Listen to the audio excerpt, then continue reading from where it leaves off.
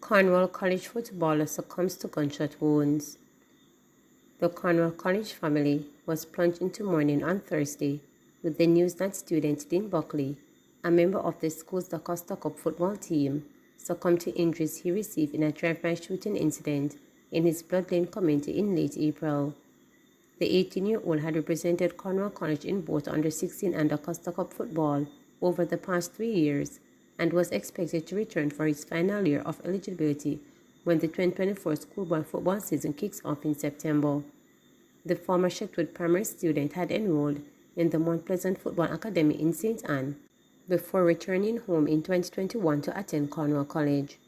The attacking midfielder, who was one of the first names on the team list, ended the 2022 season early after he broke his leg, but returned last year to play a big role in his team qualifying for the quarterfinals of both the Da Costa Cup and Ben Francis KO competitions.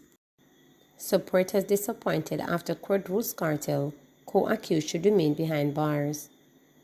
Some supporters of jailed dancehall entertainer Vice Cartel were left disappointed yesterday afternoon after a court ruled that he and his co-accused should remain behind bars pending a decision in the Court of Appeal on whether they should be retried for murder. The court's decision yesterday followed an application before Justice Andrea Thomas seeking the release of Cartel, whose given name is Adidja Palmer, Sean Storm Campbell, and Andre St. John. The submissions did not relate to the fourth co-accused, Kayra Jones, who reportedly has another matter before the court. Ahead of the ruling, reporters visited Cartel's Waterford community in Portmore, where his small group of supporters, which had gathered around a radio, was cautiously optimistic about a favorable outcome. However, their hopes were dashed when the court ruled that Cartel and the other men should remain behind bars. His supporters expressed disappointment with the decision. "We have nothing to say, we're upset," said a supporter as the small gathering started to despair. Another supporter was overheard criticizing the judge's decision, saying, "Them just trying to save face because the Privy Council showed them up." In March, the Privy Council squashed the men's murder conviction, citing jury misconduct, and sent the case back to the Court of Appeal for a ruling on whether they should be retried. The matter is set for June 10. One of the attorneys representing Cartel, Alexandra Labiche, said the judge also cited stipulations in the corrections legislation among her reasons for denial. Ms. Labiche noted that the matter that has been set for June 10 to 14, they anticipate that moment. The judge gave several reasons for her determination, one being that there was not a lacuna in the law. She was of the opinion that the laws that exist, such as the Corrections Act, would contemplate a situation such as those faced by our clients, where they have been successful at the Privy Council and the issue of retrial is to be determined by the Court of Appeal. It has been remitted from the Privy Council. As it relates to the issue of bail, she had indicated that the Privy Council must have been aware, is her language, of the bail act or bail conditions in Jamaica. That was a very interesting point, especially because that act came into force in and around the time when the matter was set before the Privy Council for a determination, as in the date has been set. The men have not been granted bail and they remain in custody according to the habeas corpus application being denied. The matter is set for hearing as it relates to the issue of retrial for the 10th to the 14th of June. It was her opinion further that that would be the proper forum to decide whether or not the men ought to be released. Alleged triggerman in Tamara Geddes murder remanded. Brian Shelley, one of the men charged in the contract killing of 36-year-old Tamara on June 9, 2020 in Trelawney, was remanded in custody until November 24.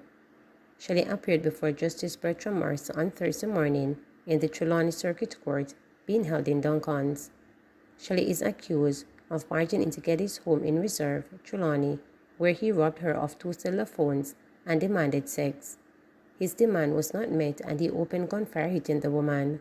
3 other persons involved in the murder, Nadine Geddes, Tamara's sister, and Tamara's nieces, Shanice Roddock and Janice Dimmitt, pleaded guilty to conspiracy to murder and murder. Nadine, who paid $150,000 to have her sister killed, was sentenced to 20 years in prison for murder and 5 years for conspiracy to murder, while Roddock and Dimmitt were given 5-year suspension sentences in May 2021.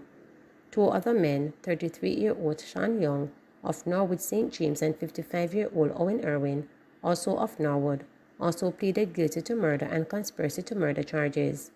Irwin was sentenced to 20 years in prison, while Young was ordered to serve 5 years.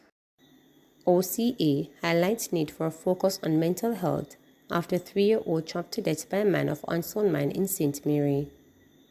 Children's advocate Diana Gardner Harrison has noted the tragic incident in Pate St. Mary, in which a 3-year-old was chopped and killed and other persons wounded by a man of unsound mind, brings into focus mental health challenges in Jamaica. It's reported that 7 persons were chopped, including 3-year-old Asher Campbell, who later died. Another child is among the wounded. 2 of the wounded remains in hospital.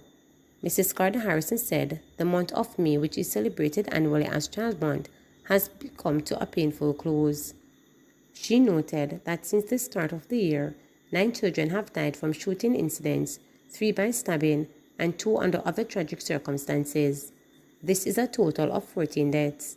This number is increasingly uncomfortable behind the staggering figure of 30 children who were killed last year. She said this is more than a cause for concern and has caused great unease.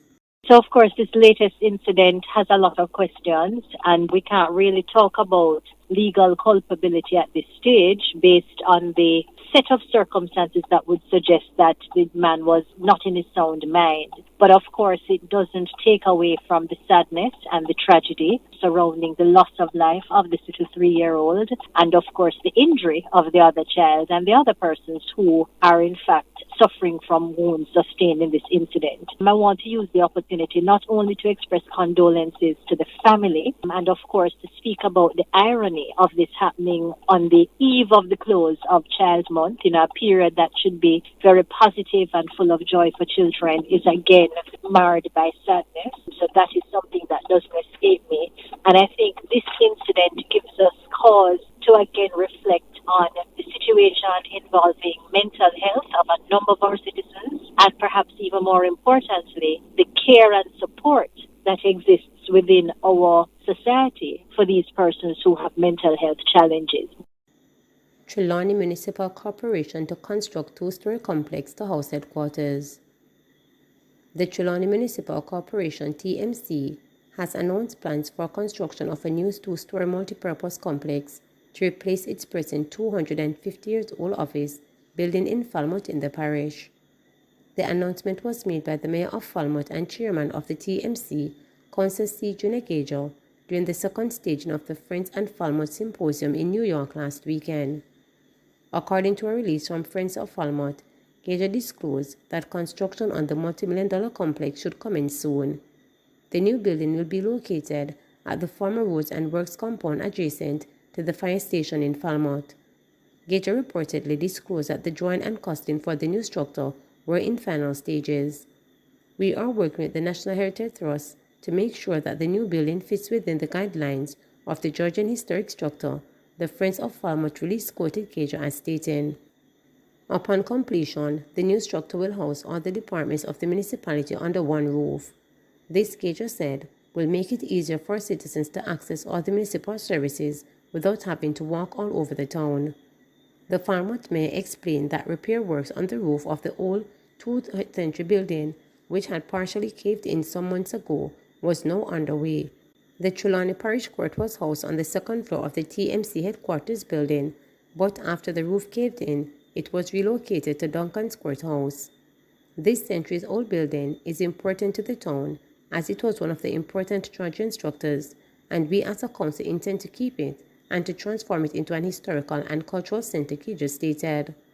The Falmouth Courthouse, which was built in 1815, was destroyed by fire and rebuilt in 1926. Please remember to subscribe, like, share, and click the notification bell for daily updates.